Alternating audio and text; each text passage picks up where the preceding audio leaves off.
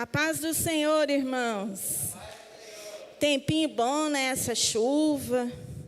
Pensei assim, Deus me livre eu ficar lá sozinha, porque esse povo não querer ir, mas vocês vieram, graças a Deus. Melhor lugar para se estar na manhã de domingo é na casa do Senhor. Vamos meditar junto aqui, né? No livro do profeta Ezequiel. O título da lição de hoje é O Profeta e seus desafios no cumprimento da missão. O texto áureo diz assim: Depois me disse, filho do homem, come o que achares com este rolo e vai e fala à casa de Israel. Ezequiel 3:1. A verdade aplicada, o discípulo de Cristo deve estar consciente de seu chamado para anunciar a todo mundo a mensagem do Evangelho. Os objetivos da lição de hoje são mostrar a estratégia divina para o profeta Ezequiel, ressaltar a importância de profetizar em meio à crise, destacar que a profecia deve visar a vontade de Deus. Os textos de referência se encontram em Ezequiel 3, 10, 11, 14 e 15. Se você puder deixar a sua Bíblia aberta em Ezequiel, que nós vamos estar lendo alguns versículos juntos. Ezequiel 3, 10 diz assim: Disse-me mais, filho do homem, mete no teu coração todas as minhas palavras que te hei de dizer, e ouve-as com os teus ouvidos. Eia, pois, vai aos do cativeiro, aos filhos do teu povo, e lhes falarás, e lhes dirás, assim diz o Senhor Jeová, quer ouçam, quer deixem de ouvir. Então o Espírito me levantou e me levou, e eu me fui muito triste no ardor do Espírito, mas a mão do Senhor era forte sobre mim. E vim aos do cativeiro, a Tel-Abibe, que moravam junto ao rio Quebar, e eu morava onde eles moravam. E fiquei ali 7 dias, pasmado no meio deles. Amém? Irmãos, aqui nós vamos estar falando sobre, que semana passada foi falado sobre o chamado de Ezequiel, e hoje nós vamos falar do desafio no cumprimento da missão. Todos nós temos uma missão. Deus chamou a mim e a você para que nós proclamássemos o Evangelho. Ele conta comigo e com você. E nesse cumprimento dessa missão, nós vamos ter desafios, obstáculos, às vezes perseguição. Mas a gente deve estar firme no Senhor, firme na promessa dEle. Então, o ide, que é ide por todo mundo e pregai o Evangelho, não é só para pastores, missionários, evangelistas. É para todos nós. E todos nós devemos estar preparados. Aqui no texto áureo, é interessante que diz, depois me diz, filho do homem, come o que achares. Come este rolo, que era o rolo que continha a palavra, e vai e fala à casa de Israel. Nós, como cristãos, devemos comer a palavra de Deus, nos alimentar da palavra de Deus. A palavra de Deus é alimento para as nossas almas. Não tem como eu me nutrir, eu me fortalecer como cristão, se eu não amo a palavra. Eu tenho que comer, engolir, para que essa palavra faça parte do meu ser, para que eu tenha convicção dessa palavra, que a hora que eu ministrar, que eu abrir a minha boca, boca, as pessoas vão ver que eu passei tempo com o Senhor, que eu amo esta palavra e eu tenho convicção. Então, coma esta palavra. O mesmo conselho foi dado para o apóstolo João. Ele também, assim como Ezequiel, ele teve visões, ele viu a glória de Deus.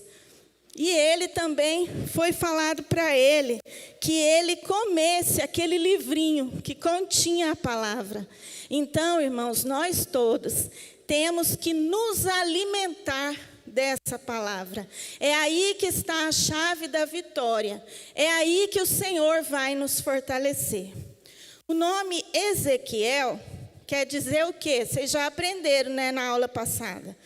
Qual que é o significado de Ezequiel? Deus fortalece. Deus fortalece. Muitas vezes você sabe que você tem um chamado, mas às vezes você se sente fraco, você se sente incapaz. Mas assim como o Senhor fez com Ezequiel, Ele vai fazer com você. Deus, o Senhor, te fortalece. Ele é a nossa fortaleza. Amém? E Jesus também, Ele é chamado de o pão da vida. Nós temos que nos alimentar do Senhor. Assim como o povo lá no deserto se alimentava do maná, que era um tipo de pão que eles se alimentavam. E eles tinham que se alimentar pela manhã. Eles tinham que comer o tanto que o apetite deles permitia. Não podia pegar hoje para amanhã e para depois de amanhã. Tinha que pegar o que fosse consumir naquele dia. Então, isso nos ensina que nós devemos buscar ao Senhor, de preferência como a primeira coisa pela manhã. Você vai evitar muitos desgastes, você vai evitar se embaraçar, se você buscar a Deus no começo do seu dia, pedindo instrução, e você vai ver que o calor do dia a dia, às vezes não deixa tempo para a gente buscar o Senhor. Às vezes a gente chega lá no final da noite, deitado mesmo, faz aquela oração mais sem vergonha, né? Sim, sem ânimo, falando, Senhor, abençoa meu dia, abençoa meus pecados. A pessoa não pensa nem o que está falando. Então a gente deve buscar esse alimento, que é o Senhor Jesus na nossa vida, que é a palavra de Deus. Amém? Aí aqui, vamos ler lá em Apocalipse 10, 8 a 10, que o apóstolo João também foi ordenado a comer esta palavra. Apocalipse 10, do 8 a 10. Hoje não tem ninguém lá para projetar, né? Porque aí é mais rápido. Eu vou ler então. E fui ao anjo dizendo-lhe, dá-me o livrinho. E ele disse-me, toma-o e come-o, e ele fará amargo o teu ventre, mas na tua boca será doce como o mel.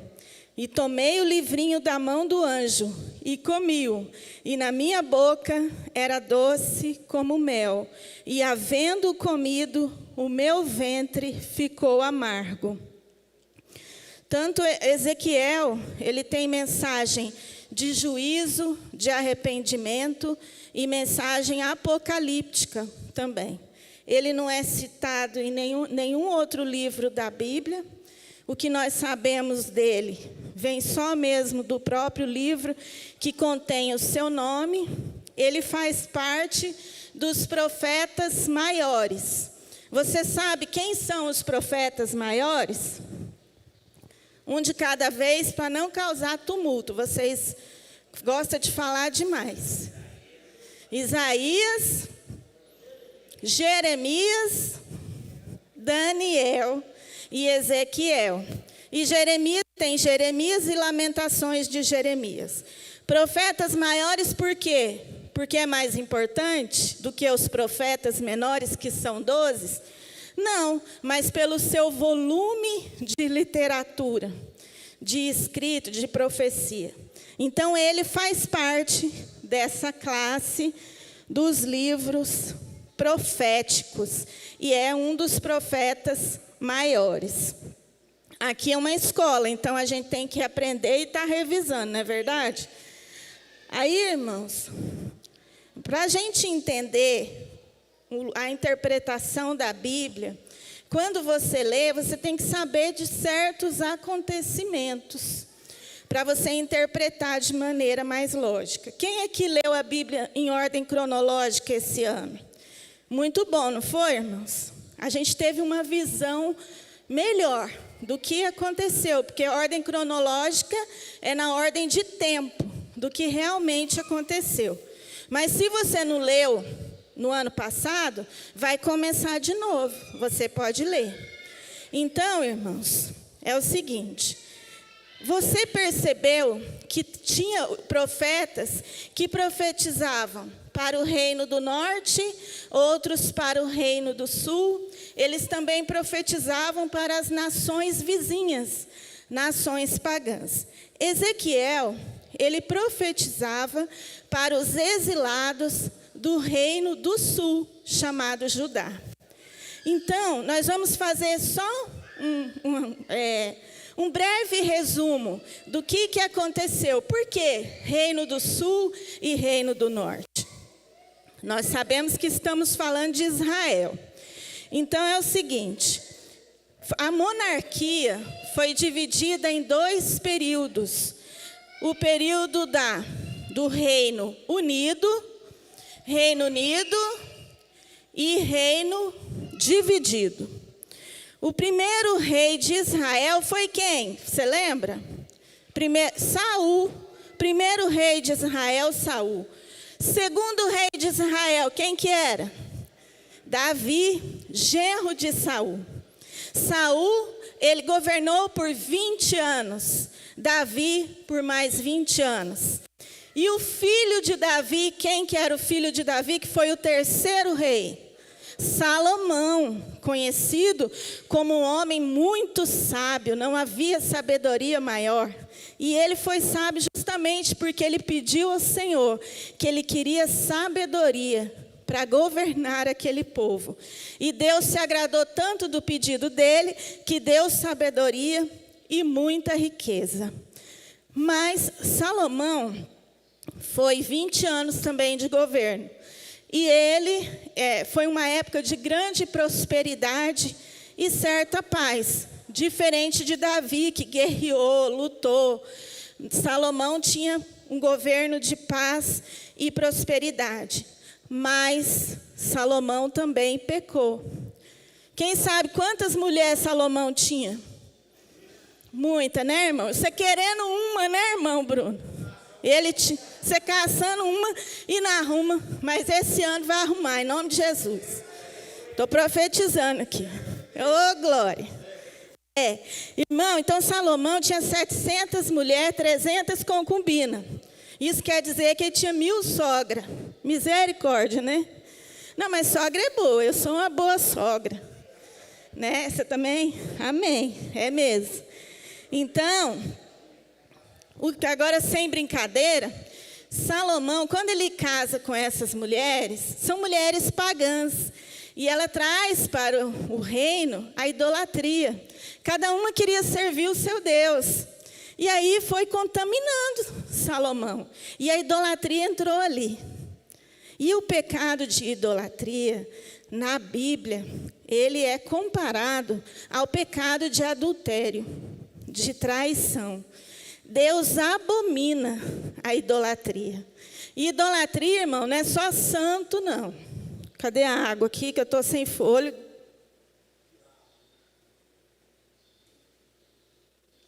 Idolatria não é só santo. Às vezes a gente pensa que idolatrar é só um santo de barro. Tudo que você põe no lugar de Deus é idolatria. Às vezes, até o filho. Você pode idolatrar o filho, né? Pode idolatrar o quê, irmão? Um cantor, então, pessoas, até crente. Crente, às vezes, idolatra um pastor, um cantor. Eu só vou na igreja se fulano de tal pregar. Mas Deus usa cada um da maneira como Ele quer, né? Então, O Reino Unido dividido em 3 reis. Quem é? Saul, Davi, Salomão. Aí Salomão morre. Salomão morre, e quem que toma posse no lugar de Salomão? Roboão, seu filho. E aí, Roboão jovem, todo cheio das ideias, se achando, foi pedir conselhos. Pediu conselho para os anciãos, que eram os mais experientes, e para os jovens, mas ele não teve sabedoria. Ele não ouviu os anciãos, porque o reino estava sofrendo grandes tributos, impostos abusivos, e os anciãos falaram para ele: não, você não vai, não faça isso, que senão você vai perder. Seu pai já colocou impostos muito caros no povo, você tem que melhorar isso aí. Aí ele falou com o jovem falou: não, se eu fosse o seu, eu apertava a mão mais ainda. Aumenta os impostos. E ele ouviu os jovens. E isso gerou uma crise e gerou uma divisão no reino. Jeroboão vai e fica com as 10 tribos. Fica 2 tribos para Roboão, filho de Salomão, que são Judá e Benjamim. A capital, Jerusalém, que é o reino do sul. É para onde Ezequiel está aqui profetizando, para os exilados do reino do sul. E Jeroboão fica com o reino do norte, com as 10 tribos, que é reino do norte. Israel, quando fala reino do norte, Israel, das 10 tribos, é de Jeroboão. E aí, irmãos, o que acontece? A capital do reino do sul é qual? Jerusalém. Jerusalém tinha uma grande vantagem. Tinha o templo. O templo ficava em Jerusalém. Aí Jeroboão pensou: se eles ficarem indo adorar a Deus lá em Jerusalém, eles vão se voltar contra mim. Eles vão ter o querer ir para lá. Então eu vou fazer alguma coisa. E ele vai e instiga o povo do reino do norte, Israel, as 10 tribos, à idolatria. Ele cria 2 templos de adoração, um em Dan, eu anotei aqui, e acho que outro em Betel. Aí ele coloca 2 bezerros de ouro, e ele fala o seguinte: não vai adorar a Deus em Jerusalém não, bobeira. Adora esses bezerros, que é a mesma coisa. Quando você lê a Bíblia, você observa que sempre fala, e teve vários reis. No reino do sul, 20 reis, 19 reis e uma rainha. No reino do norte, 19 reis, alternando entre bons e ruins. E quando eles cometiam o pecado da idolatria, era falado assim: e o rei fulano de tal cometeu o pecado de Jeroboão. Toda vez que era mencionado o pecado da idolatria, já falava o pecado de Jeroboão. E Deus tinha falado para Jeroboão, porque existe promessa que é incondicional. Por exemplo, Deus fez para Davi uma promessa: não faltará descendente a Davi para o reino. Mas para Jeroboão ele falou: se você me obedecer, você terá descendente para o teu reino. Mas o que ele fez? Instigou o povo à idolatria. Ele desobedeceu. Então, ele não teve descendente para o seu reino. Então, essa história eu só falo para você assim, para você se situar. Quando a gente vai estudar a Bíblia, é legal a gente se transportar para lá. Porque existem abismos entre nós e a palavra. Abismos culturais. A cultura era diferente, não é igual a nossa. Então, se eu for olhar de acordo com a minha cultura, não vai dar certo. Aí, irmãos, geográfico é outra região, muito diferente da nossa. E de tempo, quanto tempo que aconteceu isso? Mas a gente entendendo isso, entendendo o contexto em que eles viviam, nós vamos aprender mais, vai ser mais fácil. Você vai conseguir entrar lá na história e entender. E eles estavam falando, aqui está falando que ele pregava para os do cativeiro da Babilônia. Por que cativeiro? Tanto a nação do sul foi para o cativeiro da Babilônia, quando Daniel também foi, Jeremias foi, Ezequiel foi. E aí tem os do reino do norte, que eles também sofreram cativeiro pela Assíria. Do reino do norte, sumiu, ninguém voltou mais. Mas do reino do sul, assim como fala aqui em Ezequiel, depois de 70 anos do cativeiro, eles tiveram a oportunidade de retornar. Tiveram restauração. Então, para a gente entender isso aí do cativeiro, que nós estamos lendo aqui de Ezequiel, ele profetizava para os do cativeiro. O que é cativeiro, irmão? Vamos pensar. Às vezes a gente lê e não pensa.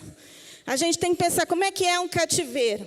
Por exemplo, vem alguém aqui e leva você para uma nação bem distante. E você, aqui você tem carro. Por exemplo, o Paulo Henrique tem aquela caminhonetona. Ia ficar para trás. Seus filhos iam ser escravos. Se tivesse loja, acabou, não tem mais nada. É semelhante ao que a gente vê nos campos de refugiados. Vocês têm acompanhado os refugiados, o que eles passam? São pessoas que são levados como escravos e eles ficam num campo de refugiados sem as mínimas condições, sofrendo e longe de tudo aquilo que é seu. Imagina, irmão, você longe do piqui, você não poder comer piqui, porque lá não tem piqui. Frango caipira não tem, gueroba não tem. Então você ia sentir saudade de lá, não ia? Farinha de puba, quem é do Maranhão? Então, eu sou do Paraná. E eu vou para lá agora, semana que vem, né? Aí, quando eu vou indo, eu vejo aquelas árvores altas, que lá é diferente, aqui é o cerrado. Aí, aquilo me dá uma alegria. Eu estou entrando na minha terra. Então, embora que eu goste demais de Goiás, do piqui, agora eu gosto de gueroba, gosto de tudo. Eu já virei goiana. Então, irmãos, o que é esses? Você vai pensar no cativeiro. O cativeiro é um lugar de escravidão. Eles estão ali sofrendo. Eles estão vivendo uma vida triste. Pessoas que eram bem de situação, agora não tem nada. Você não vê aqueles refugiados da Síria, por exemplo, que criança morrendo, passando fome. E esse povo, ele estava num lugar de ruínas, de destruição pela guerra. E eles estavam ali, imagina a situação que eles estavam. Sabia que nós aqui, nós vivemos uma situação de cativeiro? Agora está melhorando, graças a Deus. Mas nós vivemos um cativeiro dentro das nossas próprias casas, devido à pandemia. Você lembra que a gente ficou em casa, sem poder cultuar, sem poder vir aqui na igreja? Né? A gente ficava com saudade e mandava fotos assim, quando a igreja voltar, eu vou estar animada. E agora está podendo e tem gente que ainda não vem, né? A gente não podia sair. Teve loja no shopping, na 44, que ficou 5 meses sem poder abrir. Nós tínhamos que trabalhar escondido, igual se a gente fosse traficante. Muitas vezes a gente abria a porta assim, ficava olhando para ver se o fiscal vinha. Então, a gente viveu também um cativeiro. Então, eu quero que você coloque-se no lugar do povo de Judá. Porque aí você vai entender melhor qual que eram os desafios do profeta Ezequiel. O nome do profeta Ezequiel quer dizer o quê? Vamos ver se vocês estão ligados. Isso, Deus fortalece. Antigamente eu dava bombom para quem acertava. Acho que eu vou fazer isso de novo. Que aí a pessoa se anima, né? Aí aqui, nós vamos ler alguns versículos para a gente ir comentando. No capítulo 1, diz assim: E aconteceu no 30º ano, no 4º mês, no 5º dia do mês, que estava eu, Ezequiel, no meio dos cativos, junto ao rio Quebar. Se abriram os céus e eu tive visões de Deus. No 30º ano, quer dizer, o 30º ano dele. Ele tinha 30 anos. Jeremias também era contemporâneo dele. Só que Jeremias tinha uns 20 anos a mais. E Jeremias profetizou lá em Jerusalém. Para nós entender, vamos ler lá o que Jeremias falou para esse povo. Você já viu na Bíblia que fala assim? Crê nos seus profetas e prosperareis. Mas o povo escolheu fechar os ouvidos. Não quiseram ouvir o que o profeta estava falando. E Jeremias tinha profetizado antes. Porque tem os profetas que profetizaram antes do exílio, antes do cativeiro. Os que profetizaram como Ezequiel dentro do cativeiro. E tem os que profetizaram depois, quando Judá retorna. Então, vamos ler aqui Jeremias 12, 26, 12. Jeremias 26, 12. Diz assim: E falou Jeremias a todos os príncipes e a todo o povo, dizendo: O Senhor me enviou a profetizar contra esta casa e contra esta cidade todas as palavras que ouvistes. Agora, pois, melhorai os vossos caminhos e as vossas ações, e ouvi a voz do Senhor vosso Deus, e arrepender-se-á o Senhor do mal que falou contra vós. Qual que era a missão do profeta? O profeta, ele é um mensageiro, ele é um porta-voz. Ele não fala da parte dele, ele não fala aquilo que você quer ouvir. Hoje em dia, o povo corre atrás de profeta, querendo ouvir profecia. É verdade ou não é? Vai para o monte, se falar que tem um profeta aqui, faz fila aí na frente. Mas naquela época, ser profeta era difícil. Porque o profeta, ele vinha com a mensagem de juízo, de condenação, de advertência, de chamar o povo ao arrependimento. Você que leu o livro de Jeremias, Isaías, Ezequiel, você via se o povo gostava deles? Não gostava, não. Não gostava. Porque as pessoas não gostam de ser confrontadas. E os profetas vinham confrontando o pecado deles, o distanciamento deles de Deus, a desobediência. Então, irmãos, ser profeta naquela época não era fácil. Depois você vai ver que ele era filho de Buzi, sacerdote, ele era da família sacerdotal. Ao contrário dos profetas, os sacerdotes eram colocados em alta estima. Qual que é a diferença de profeta e de sacerdote? O sacerdote, ele apresenta o povo para Deus. E o profeta, ele vem com a mensagem de Deus para o povo. Por isso que sempre o profeta diz assim: assim diz o Senhor. Nunca é ele que fala, e ele não fala da sua vontade.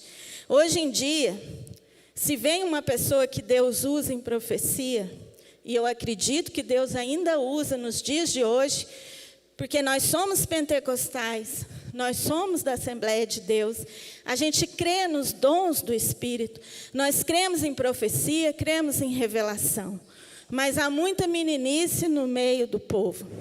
E como naquela época existiam os falsos profetas. O Jeremias até fala assim, aqui, no 27:9. E vós não deis ouvidos aos vossos profetas, e aos vossos adivinhos, e aos vossos sonhos, e aos vossos agoureiros, e aos vossos encantadores que vos falam, dizendo: não servireis ao rei da Babilônia. Porque mentiras vos profetizam, para vos mandarem para longe da vossa terra, e para que eu vos expulse dela e pereçais. Então, existiam os falsos profetas. Se você leu lá em Jeremias, você vê que vinha aqueles falando: não, vocês não vão ficar lá não, vai voltar logo. Mas aí lá na frente, Jeremias fala, aqui ó, 29, 4, 5 e 6.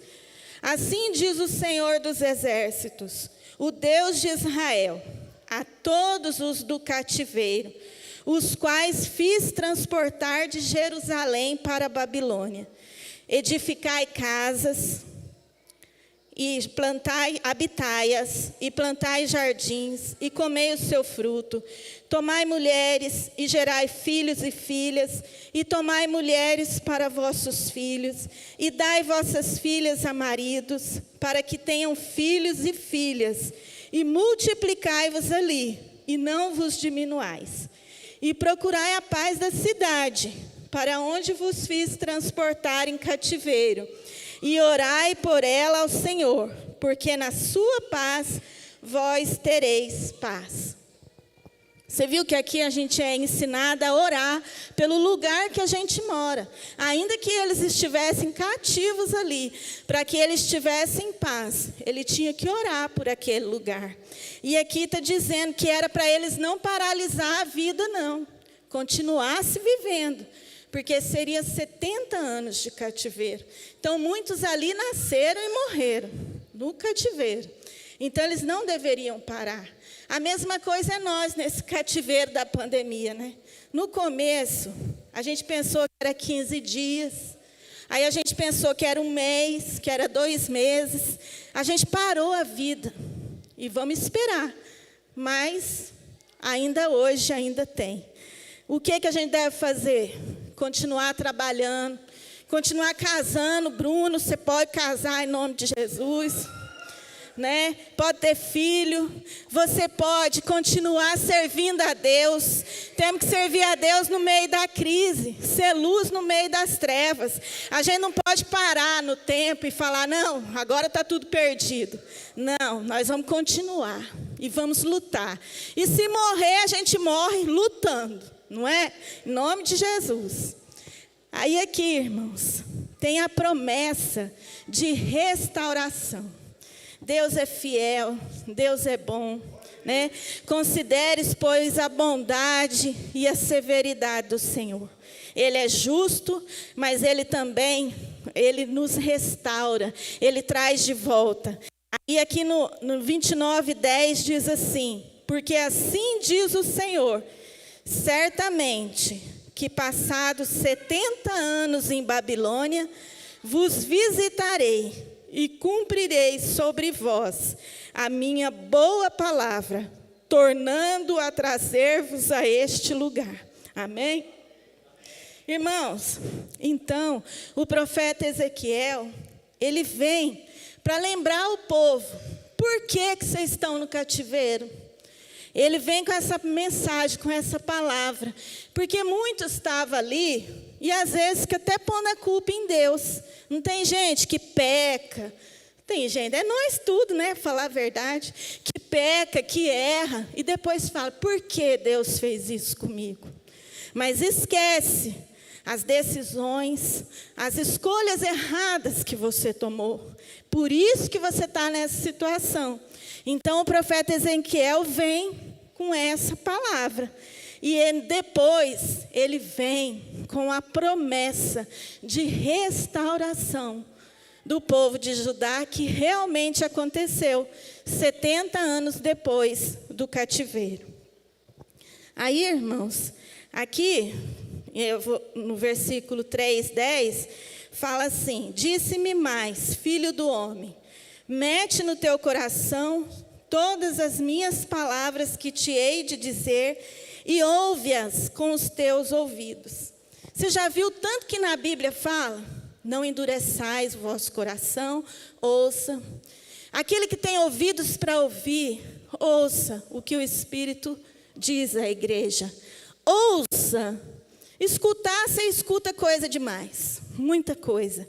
Mas em Ezequiel, eu não me lembro aqui o versículo, fala que a gente tem que ouvir a voz de Deus como voz de muitas águas. Você já ficou debaixo de uma cachoeira? Você só ouve o barulho da água, mais nada que está em volta. E que Deus seja assim, essa voz de muitas águas na sua vida. Que você ouça o que o Senhor está chamando a tua atenção. Irmãos, nós estamos vivendo os últimos dias da igreja na terra. E muitos estão dormindo, e muitos não estão atentos para o que o Senhor quer fazer. Ele tem usado os profetas, Ele tem usado as pessoas, porque ainda hoje tem profecia, ainda hoje Deus fala com o seu povo, e nós às vezes estamos com ouvidos moucos, ouvidos de mercador, aqueles que não ouvem o que quer, faz cara de paisagem. Nós precisamos ouvir e atentar para o que está acontecendo na terra. Muitas vezes a gente não ouve, era assim que o povo estava, mas Deus orientou Ezequiel: ouve, presta atenção no que eu vou te dizer. E ainda aqui, que eles falam aqui no 11, no texto de referência: eia, pois, vai aos do cativeiro, aos filhos do teu povo, e lhes falarás, e lhes dirás: assim diz o Senhor Jeová, quer ouçam, quer deixem de ouvir. Irmãos, a gente tem que pregar não o que o povo quer ouvir, a gente tem que pregar o que Deus manda falar. E muitas vezes você vai contra a multidão para estar a favor de Deus. Então, irmão, se Deus mandou você falar, fala. Deus mandou você pregar, prega. Vai, se for para você admoestar. Muitas vezes, irmão, nós queremos chegar só com palavra de bênção, mas às vezes Deus quer usar você com uma palavra de conserto. E você é muito mais amigo quando você chega na pessoa e fala: irmão, eu amo a tua vida, mas se você não mudar esse caminho, você está no caminho de perdição.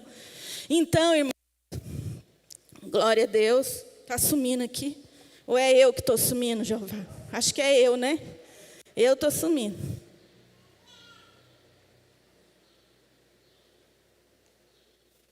Então, a gente tem que pregar, quer ouçam, quer não ouçam. E hoje em dia, o povo quer ouvir a mensagem assim: pega a chave aí, irmão, pega a chave. É a teologia da prosperidade. Pega a benção aí, irmão. Mas não quer falar de pecado, não quer falar do sangue de Jesus. Cruz, Deus me livre, mas o nosso evangelho é o evangelho da cruz. Precisa lembrar por que Jesus morreu naquela cruz. Foi pelos meus pecados, pelos seus pecados. Então a gente não pode. Hoje em dia está numa moda aí, coach, não é pregador mais. É coach espiritual. E as mensagens, muitas vezes, o homem está no centro. E a mensagem tem que ser cristocêntrica. Cristo deve estar no centro. Nós não podemos aceitar, nós não podemos se prostrar diante do mundo. Muitas vezes, pregador que é bem quisto, que o povo chama e paga caro para eles, é aqueles que vêm com a mensagem. Aqui na revista até fala isso. Tipo assim, o povo não quer ouvir uma mensagem. Eles querem uma massagem no ego. Tipo, você vai vencer, você é especial, você é a menina dos olhos de Deus. É verdade, mas só que você tem que obedecer a esse Deus. Existem condições que muitas vezes a pessoa não quer. Irmãos, quando a pessoa tem um chamado, existe um preço de renúncia. O que Jesus fala? Negue-se a si mesmo. Pegue a sua cruz e siga-me. Tem uma cruz também para você. Não é só, todo mundo quer a glorificação, mas não quer a crucificação. Jesus foi crucificado primeiro, depois ele foi glorificado, né? A visão do Jesus que João teve não era aquele Jesus que esteve aqui na terra, que morreu na cruz, era o Jesus glorificado. Mas nós, irmãos, nós também temos que reconhecer que a gente precisa negar a si mesmo. A gente também tem que levar a nossa cruz. E o próprio Jesus, quando as pessoas vinham ter com ele e falavam: Jesus, eu quero te seguir. Lembra lá do jovem rico? Ele falou: o que eu preciso fazer para seguir o Senhor? Você tem que cumprir os mandamentos. Qual? Aqueles 10, né? Eu falei: isso eu já faço. Aí ele disse: então, vai, vende tudo que você tem, dá para os pobres e vem me seguir. Ele se entristeceu, porque no coração dele estavam as riquezas.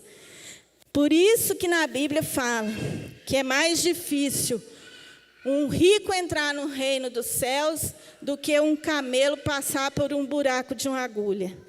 Porque muitas vezes as pessoas estão presas no que é material. E somos os mais miseráveis dos homens se nós pensarmos só naquilo que é material. Porque nós temos que pensar naquilo que é eterno, naquilo que nos aguarda, que um dia nós nos encontraremos com o Senhor. Nós não podemos perder de vista isso. Nós temos que estar pensando nesse o nosso alvo. Vamos prosseguir para o alvo, sem ficar olhando para a direita nem para a esquerda. Nós temos promessa de vitória. Nós já sabemos qual é o fim dessa história. E a vitória é certa em nome de Jesus. Glória a Deus, aleluia. Quando ele diz assim: você vai, fala o que eu mandei você falar, quer eles ouçam, quer eles não ouçam. Nossa, a hora passa rápido demais. Aí, o que ele quer dizer aqui? Independentemente da receptividade. A gente aqui fala assim, nós não devemos lidar com as emoções, por exemplo. Você tem que pregar sem esperar o tapinha nas costas, sem esperar que, mas você pregou bem demais. E nós, seres humanos, nós temos a necessidade de ser autoafirmados, de alguém dizer para você que você está bem. Quem aqui não gosta de ser elogiado? Eu gosto, todo mundo gosta. Mas o que Deus pede aqui para Ezequiel: você não depende de que as pessoas aceitem ou não. Faça a minha vontade. E é assim que nós devemos ser, né? Então, irmãos, como já está terminando, eu já vou... Mas você viu o tanto que é bom a gente falar de Jesus? O tempo passa e a gente não vê, não é bom? Aí aqui, no 3.2, isso eu não posso deixar de falar, fala sobre os desgastes do ofício. Quem foi outra pessoa lá no Novo Testamento que se desgastou pelo Evangelho? Você sabe? É o mais conhecido, irmão. Paulo. Vamos ler em 2 Coríntios 12, 15. 2 Coríntios 12, 15. 2 Coríntios 12, 15.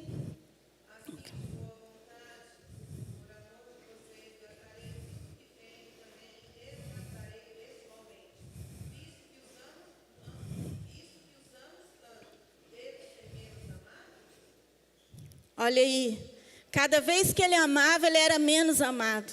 Paulo sofreu demais pelo Evangelho, irmãos. Ele se desgastou pelo Evangelho.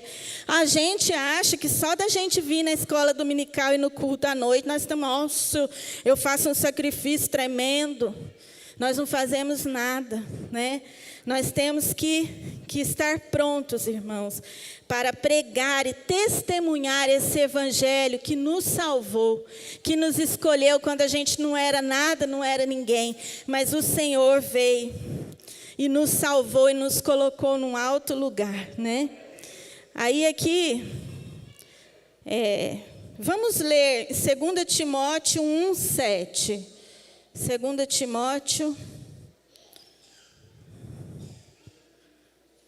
Deixa eu achar aqui, 2 Timóteo 1, do 1 ao 7. Eu vou ler aqui. Paulo, apóstolo de Jesus Cristo, pela vontade de Deus, segundo a promessa da vida que está em Cristo Jesus. A Timóteo, meu amado filho, graça, misericórdia e paz da parte de Deus, Pai, e de Cristo Jesus, Senhor nosso. Essa aqui é uma mensagem para Timóteo. Ele era obreiro, igual eu e você. Essa palavra aí é para você, ó. Dou graças a Deus, a quem desde os meus antepassados sirvo com uma consciência pura, de que sem cessar faço memória de ti nas minhas orações noite e dia, desejando muito ver-te, lembrando-me das tuas lágrimas para me encher de gozo. Então, irmãos, aqui, o que eu queria falar, na verdade, é que ele fala para Timóteo, ele pregar a tempo, fora de tempo, mesmo que as pessoas ouçam, quer não ouçam, você cumpre o seu chamado. Eu até coloquei aqui no lugar errado. Em Lucas 9:62, diz assim: aquele que põe a mão no arado e olha para trás, não é apto para o reino de Deus. Então, quer dizer, se você pôs a mão no arado, se você está trabalhando na obra do Senhor, você não pode olhar para trás, deixar o arado, deixar a enxada para trás, a pá, não. Você tem que seguir em frente, porque senão você não é apto para o reino de Deus. Então, irmãos, o desafio que o profeta Ezequiel teve, nós também temos. Ele profetizou num tempo de crise, e nós também vivemos num tempo de crise.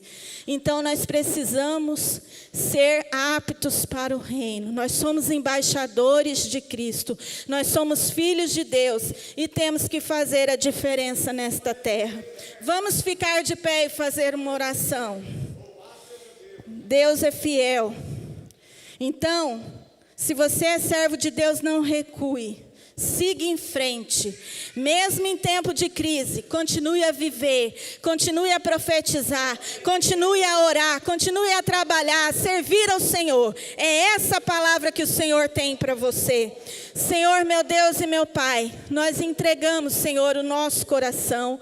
Nós estamos aqui e pedimos ao Espírito Santo que nos fortaleça, que nos dê graça para cumprirmos o nosso chamado, a nossa missão de ir e pregar o Evangelho a toda criatura. Abençoa, Pai, todos os meus irmãos. Abençoa esta igreja do AD América 2. Que sejamos um povo comprometido com missões. Que sejamos um povo comprometido com a palavra. Que sejamos um povo que se importa com as almas. Seja, Senhor, com cada um de nós. Nós te pedimos, nos fortalece, Senhor, como o Senhor fez ao Ezequiel. Nós te pedimos em nome do seu amado Filho Jesus. Deus abençoe, irmãos.